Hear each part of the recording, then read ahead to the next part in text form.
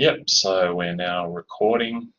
Oops, Tom's having some connection problems. Right, so thanks for coming along. This is good. As you can see from, I'll just pop the, no, you should be hearing me, Tom. Just going to pop the link to the Google Docs in the thing again for Kate.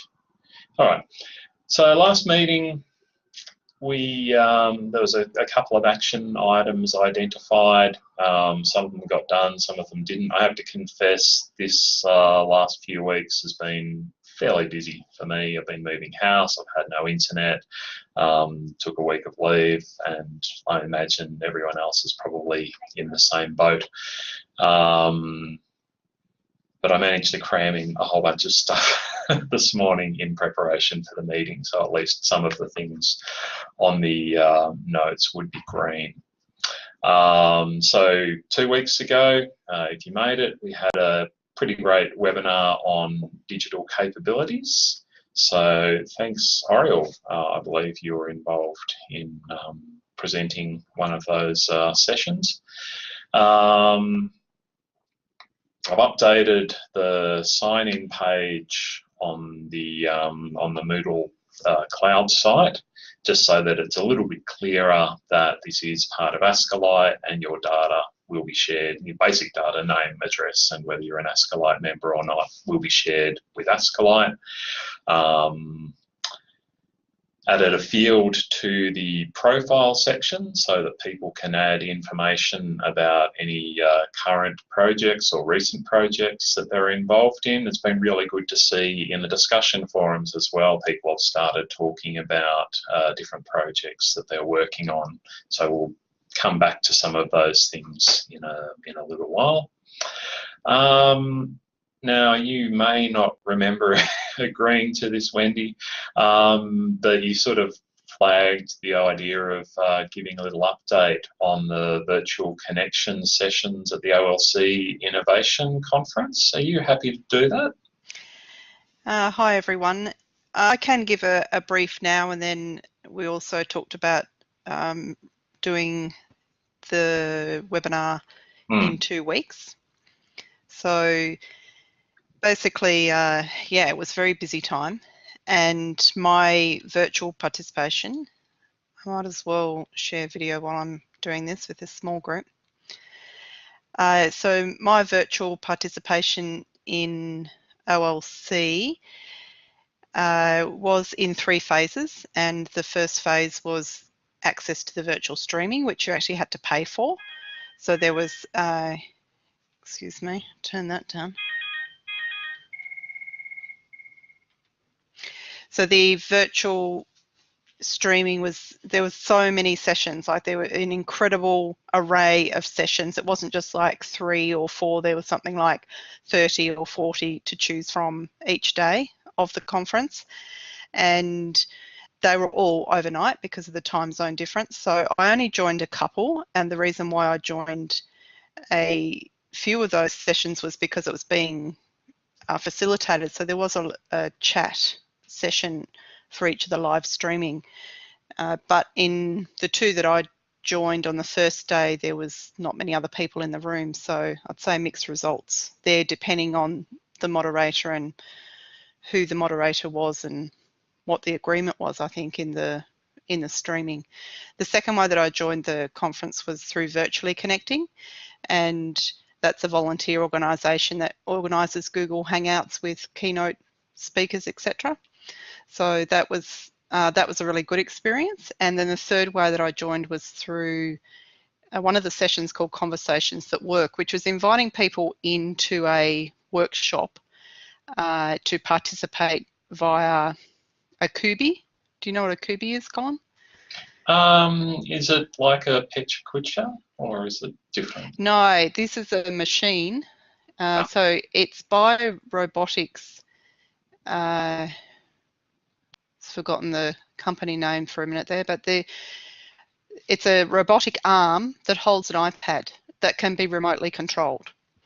So the idea was that virtual participants in the conference could join a table, round table discussion via being on the Coupbe. So I joined one of those sessions, and it wasn't a very good experience, and I have blogged about that since then. But I've also, since that experience, I've sort of got the information from the tech person in the room, and I've also got the experience from the CEO of Coupbe. So that's been really good to sort of round out that information around my own personal experience. So it was good, but I think next time I'd prefer to choose a conference that was in a bit closer time zone. But the bonus of paying for being a virtual participant, well, in this case I got a comp ticket as well, so I got a complimentary ticket from OLC, but there was others in my university that had the organisation pay for the tickets, and we got a year's access to the live streaming.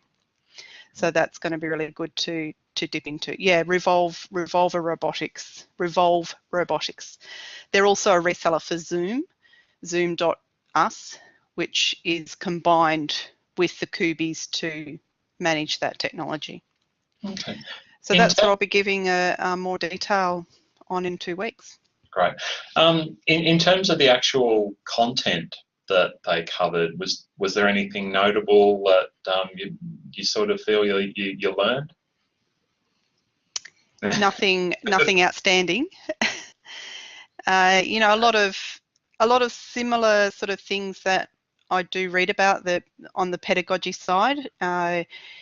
It was a lot of so there was some Google education side of it. There's perhaps some Canvas and other products that don't directly relate to the environment that I'm working in. But I think some of the lightning talks, I've yet to watch the recording of a couple of the keynotes. It is good to get motivated into looking at different areas. So there's a few times that I'm watching a recording and I'll dip off into what they're referring to, but nothing outstanding that I magically learnt, no. No worries, thanks. Which kind of segues really nicely into what the next webinar is about. So in 2 weeks' time, Wendy and Tom, who is dropping in and out, will be running a webinar that we've got scheduled to do with what we do in terms of our own professional development. So if anyone's interested in being the third speaker in this webinar, so Wendy's going to talk about what it is to, you know, some of her experiences in terms of attending a virtual conference. Tom has been talking about something that's called dog fooding, which comes from the expression to eat your own dog food, and that's sort of you know, if you're essentially understanding the experience of teaching by being a student online. So there will be a forum post or actually, I mean, is anyone here interested now, or do you know someone who might have an interesting take on a different aspect of professional development? Perhaps add something to the Google Doc. Now, did you, why not cat feeding? I guess whoever, yeah, I don't know. I guess it was a dog person who came up with the term. Did you want to talk about MOOC Club, Kate?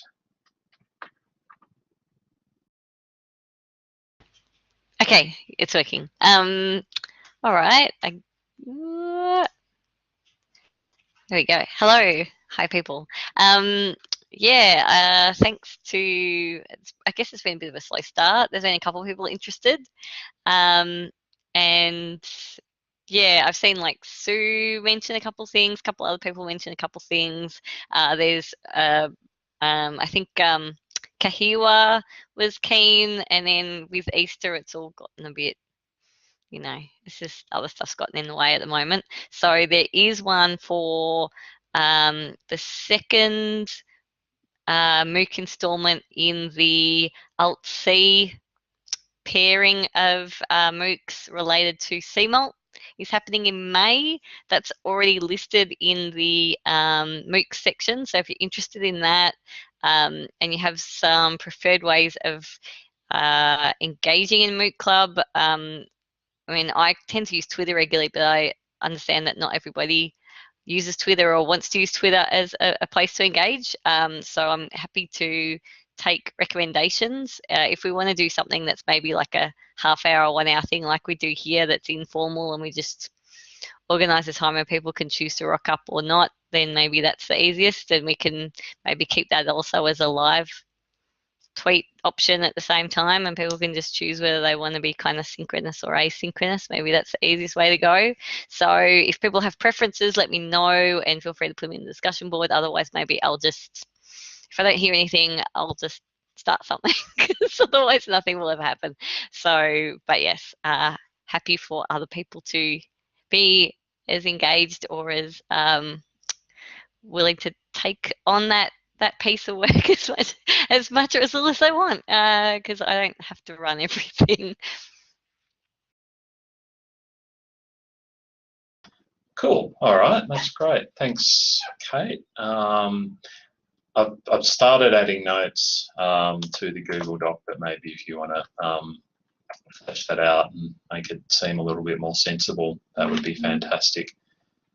Sorry, I'm getting alternate messages. I was Joyce Sightsinger was going to pop in, but she's been unable to. She was going to talk about the LX conference, so I'll do that for her. So last meeting we were also talking about the fact that it would be useful to consider pooling some of the resources that we create in some sort of a resources repository. And there were some useful discussions. Maybe we could look at Merlot, maybe we could look at ePortfolios. There's certainly a few different directions that we could take. So what I've done is I've added a discussion forum post to the site, so you can either get to that through the forum, or there's a link directly in the resource sharing section of the Moodle course that we're in. So if you're interested, perhaps you could reply to the post that I've put up, because I think it would be good to actually run this as a project, and perhaps have a little sub-team working on this. I'm happy to take the lead on that. I mean, this is something that I think is long overdue. And look, maybe we'll agree that Merlot is perfectly satisfactory, but I think it'd be worthwhile having a discussion and spending a little bit more time looking into that. So if you're interested in being involved in working out what we can do about sharing our resources, please contribute to the posts on the forum. I'm not seeing any comments coming up. Does anyone, and obviously if anyone wants to say anything at any point during this meeting, please just speak up. There's only a handful of us here. It's pretty easy to do.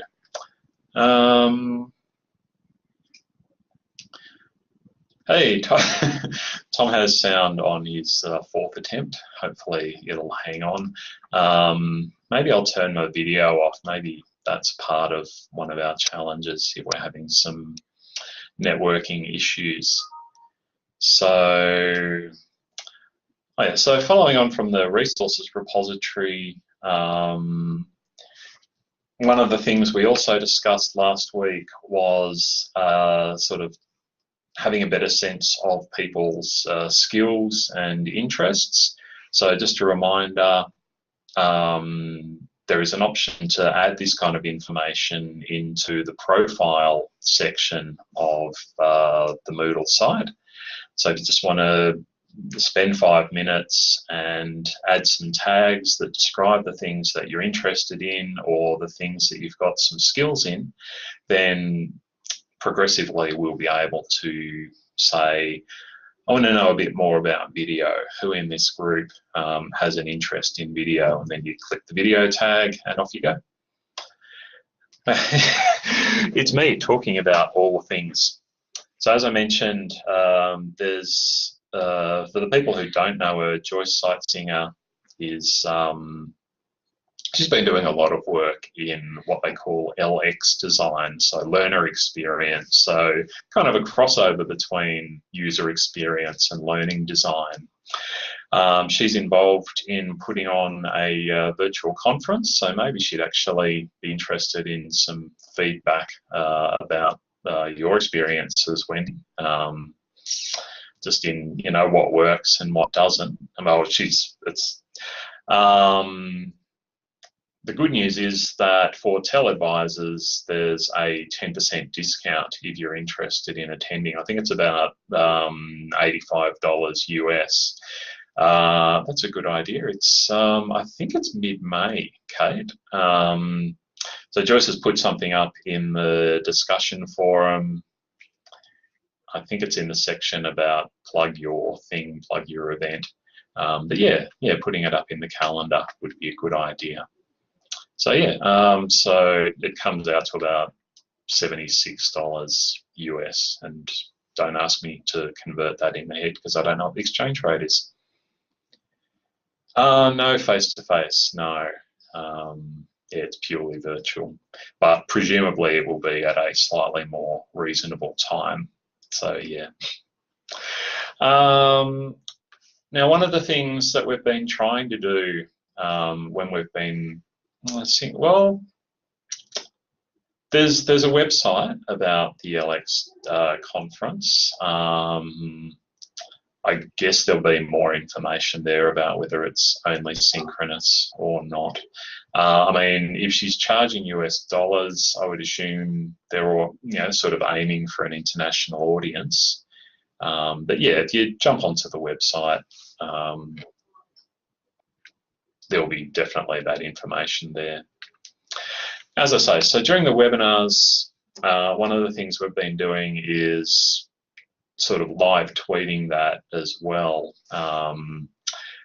And it's possibly getting a little bit complicated because we've got the people talking, we've got the chat sort of going down the side, and then you're sort of trying to keep up with the Twitter side of things. One of the things I've been chatting about with Kate and Chair has been tweet ups and tweet chats. Yeah, and that's that. Yeah, so Tom, that's pretty much, yeah. we thought it would be useful, but I guess if you're already paying attention, then why do you need to be tweeting as well? What I think might be interesting though is I've seen some really effective uses of Twitter where it's Twitter only. And have people been to tweet ups and tweet chats? So Wendy has, Kate, yeah. If you haven't, it's usually a schedule. Oh, there you go. Okay, great. Well, I was wondering if there's interest in running some TEL advisor tweet ups, tweet chats. And if anyone's interested in putting up their hand with support to start running these. I think the topics that we've actually been going with in the webinars so far are probably fairly interesting. We could all join an existing one. Yeah, oh, I mean, absolutely. And like EdTech chat. Yep. Yeah, I mean, there's a lot of chats, I guess. Whether, I mean, is there one that deals specifically with, say, TEL advisor interests or the TEL advisor community? I mean, look, this is really floating an idea. Everyone's fairly busy. Yeah. Anyway, so maybe we'll just make a note of it, and if anyone is interested, thinks it's valuable, or would like to encourage, maybe if there's a way that we can, I mean, sort of in parallel with the Moot Club or something, we could say, hey, why don't we all pop along to this tweet chat or that tweet chat at a particular time? Yeah. Haven't found much outside of K to 12 in Australasia. All right. Did someone want to just make a note of, make sense out of my half-formed thoughts in the Google Doc, and we can move on to the next thing. This is probably just an FYI. We've got 24/7 access to this Collaborate Ultra room, so I don't see any reason for anyone not to sort of jump in, make use of it if you wish. Probably the best way to do that is to get in touch with Kate or myself or Chia, because we've got moderator access and we can organise for you to have moderator access. Yeah, it's really honestly just an FYI. There was a forum post about a survey that Dr. Christine Slade's involved in at the moment relating to the TEL advisor community. Took about 5-10 minutes. It was pretty interesting. It was a short survey about the different skills that are useful. So I do encourage you to spend a couple of minutes on that. I think that'll be really useful. And similarly, Vivica Evans is talking about micro-credentialing and badges. So if you've got any interest in that, reach out, have a chat. One of the things that I think would be really, is really important in this community is just what we can do to work together. All right. Did anyone else have anything they wanted to say? Any ideas? Anything to share?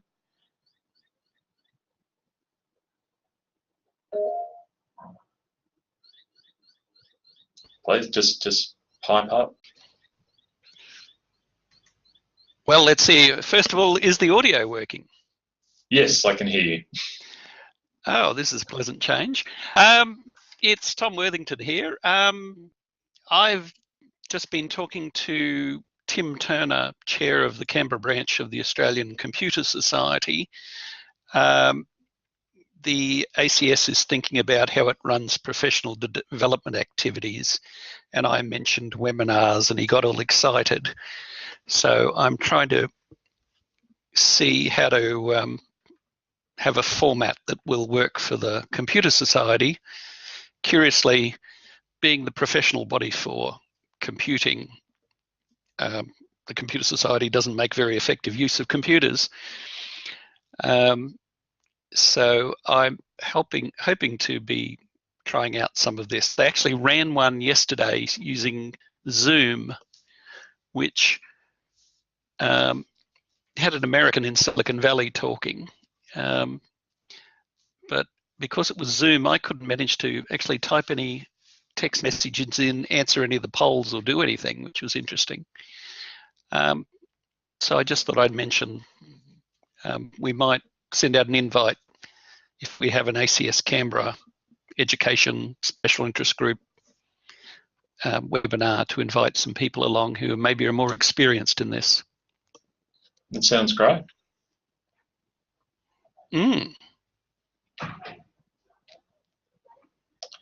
Okay. Well, if there's thank you all for coming. If there's nothing else to chat about, I've been making a couple of little tweaks to the website. If you've got any suggestions, any ideas for what we can do with the site, please feel free to add them to the meeting notes. Otherwise, I'll bid you all a happy week. I don't know how many people are planning on taking off the Monday. I certainly am. So yeah, have a happy long weekend.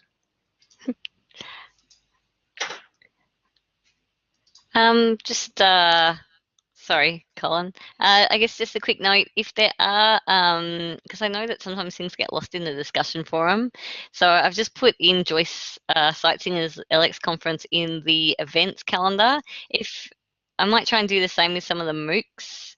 If you do have anything that's coming up in terms of specific events that you think others would be interested in, maybe chuck them in the calendar, because it's sometimes a bit easier to see there. I don't know if we need something that's maybe a bit more prominent, Colin, that kind of, I guess, is just like what's anything that's kind of coming up that's really like need to know now, because it's, you know, just trying to navigate to kind of find the important stuff quickly can sometimes be a bit tough. I don't know. Like even just, yeah, like this Blackboard upcoming events, there's one in there, Wendy, the on the right hand side. So, but yeah, I'm not sure if there's other ways we can kind of, whether we pin an announcement or I don't know, I guess thoughts, or Colin, you know, if you have some recommendations on how to get the most out of Moodle. Yeah, no, so we can certainly think about it. Nothing's leaping. I think the calendar's definitely a good idea. I think the calendar's a good idea. I only noticed this chat was on now because I was looking at the calendar to see when the next webinar was, and saw there was another thing. So, I mean, that's what calendars are for. Yeah,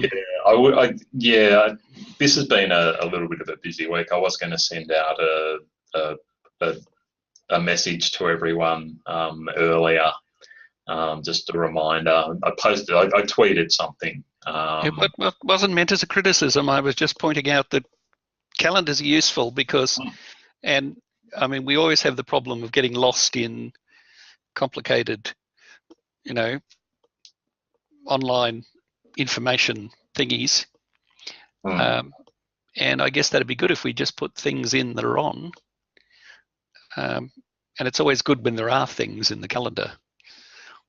Just one thing actually I've been curious about.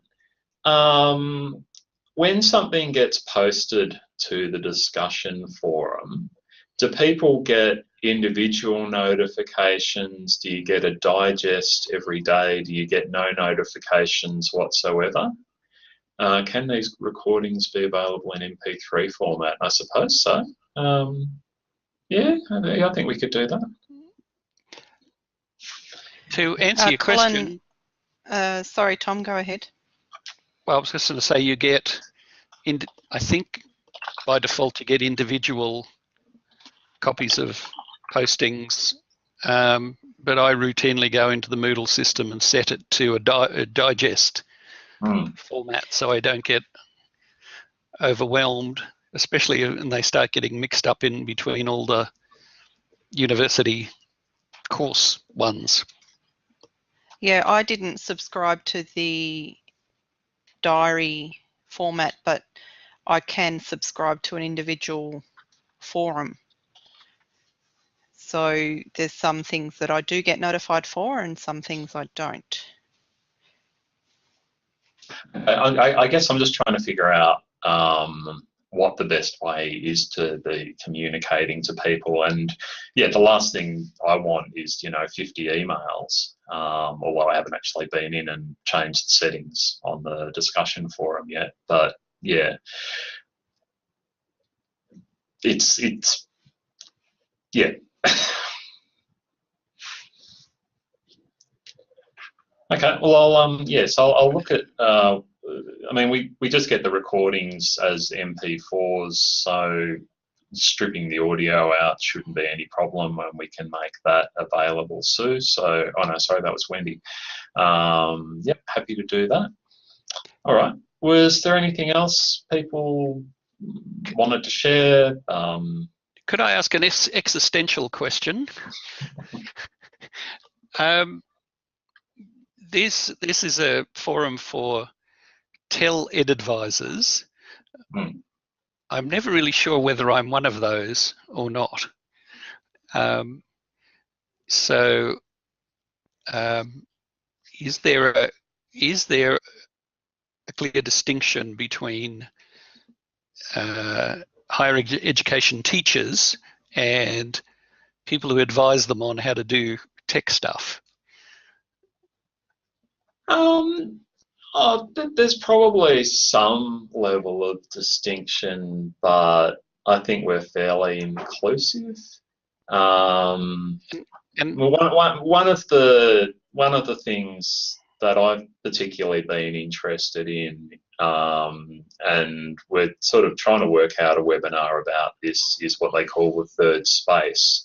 So between the administrative side of the university and the teaching side, there's this whole sort of area of people who work to support teaching and learning but aren't necessarily doing teaching and learning.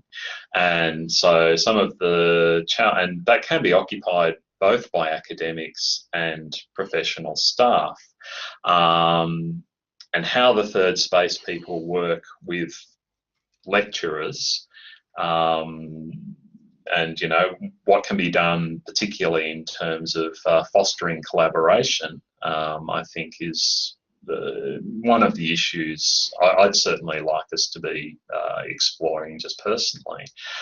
So, I mean, for what I've seen of the work that you do, Tom, there's certainly a fair degree of education design going on in that. So in terms of interests, if not designated position, I'd certainly see that you've got a place here. Yes, but my worry is my colleagues don't see it. The business of getting university lecturers interested in educational design in general, and even leaving the tech aside, I guess is an interest for me. It's not so much the nitty-gritty of how we do it, it's how do you get people, who see their role as getting up in lecture theatres and talking, to worry about it. Even at the ANU, where the lecture theatres face an existential crisis where we're going to start knocking them down, I find the interesting part is when I talk to people and they say, well, but what do we do? Yeah, no, absolutely. So is there an area for that, as Kate says, advocacy side of things? I guess I think in the extreme case, I'm surrounded by computer professionals who I can't convince to use computers for teaching. I mean, look, personally, I think that's a really significant part of our job. It's that whole you can lead a horse to water thing, but you can't make them drink. And part of our job is making them thirsty. And we don't necessarily have solutions, but I suspect it's something that we all think about, and it is definitely a big part of being a TEL advisor is working towards a shift in culture. Or,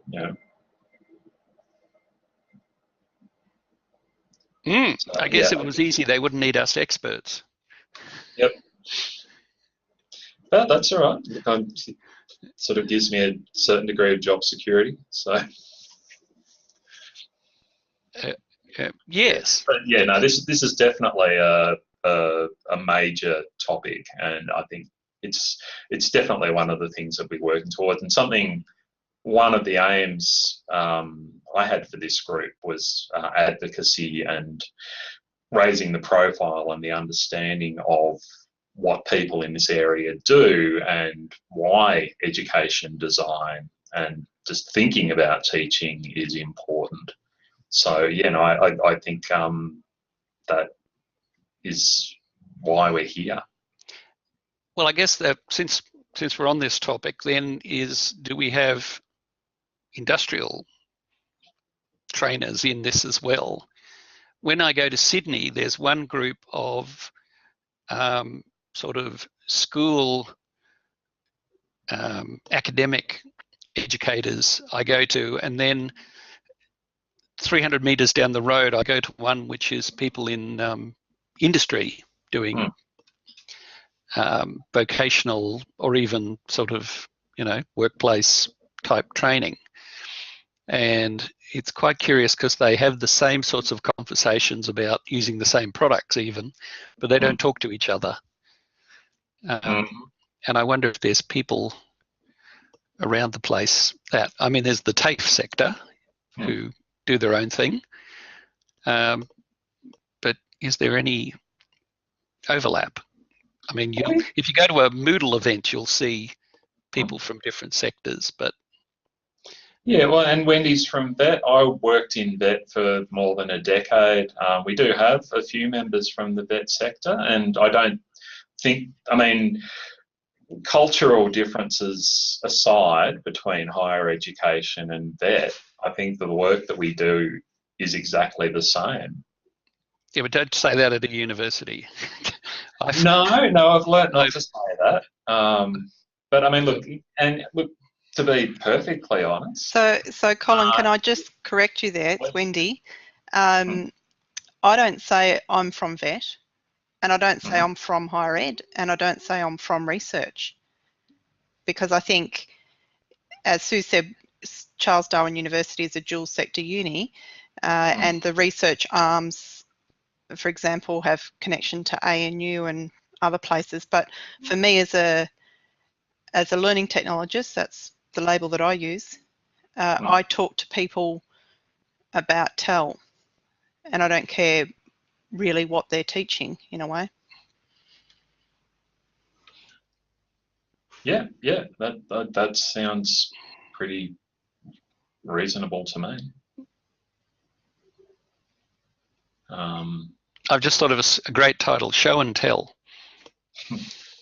The blog for they launched a new blog for Ascalite, which I think is called Tell All. I quite liked. But yeah, no, this is. I mean, look, for me, this is yeah, it's an ongoing discussion, and it's more about the work that we're doing and TEL and so edvisors is obviously a made-up term, but it's advisors and educators. That's kind of how I see it.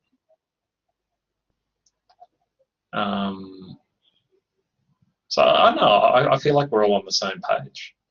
Like, really, what we really care about is better education, and sort of generally speaking, with some kind of technological enhancement.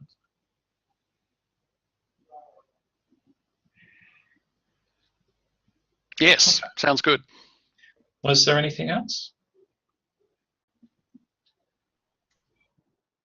Oh, sorry, I guess I was just going to make the point that maybe, I mean, that's something that kind of keeps coming up anyway, but it's not something that we necessarily have easy answers to, and I think that's kind of part of what this group is about. A couple of things is that if that's something, I guess one is that there's Christine Slade, that link that you've circulated, the survey link from Christine Slade, which is aiming to capture some of this diversity in the space in terms of what these roles are, who participates in these roles, how we define those roles, because it is quite broad and it is changing. So I'd encourage you to, participate in the survey.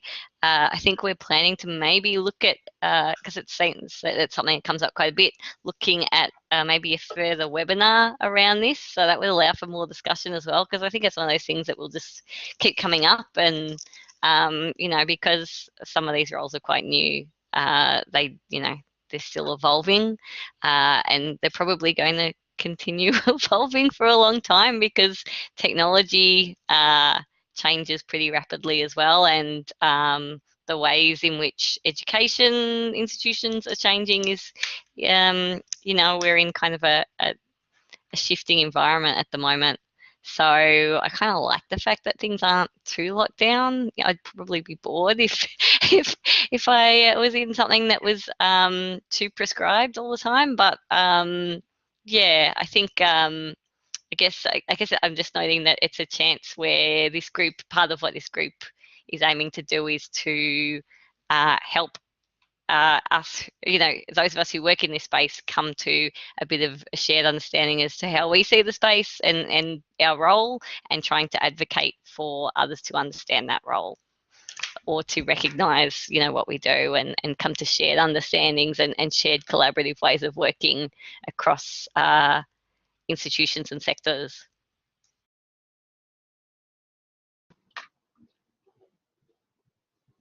Cool. All right, I'm going to stop the recording.